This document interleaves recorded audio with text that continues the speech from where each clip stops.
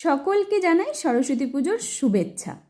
প্রথমেই গেলাম ছেলের স্কুলের পুজো দেখতে। খুব সুন্দর ঠাকুর করেছে, হলুদ শাড়ি পরা মায়ের, কি ভালো লাগছিল। তারপরেই চলে আসলাম জলপাইগুড়ি জেলা ও দায়রা আদালতে। এখানে পুজো খুব সুন্দর থিমের মাধ্যমে করে।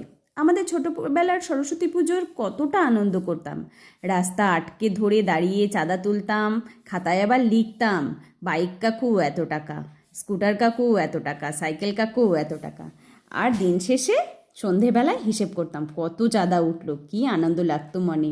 পুজোর আগের দিন বিকেলে ঠাকুর আনতে যেতাম, পুজোর বাজার করা, মণ্ডপে মণ্ডপে গান, আর ভোরবেলা ঘুম থেকে উঠে ফুলচুরি করতে বেরোতাম। পুজো শেষে পিকনিক, কি দিন ছিল আমাদের।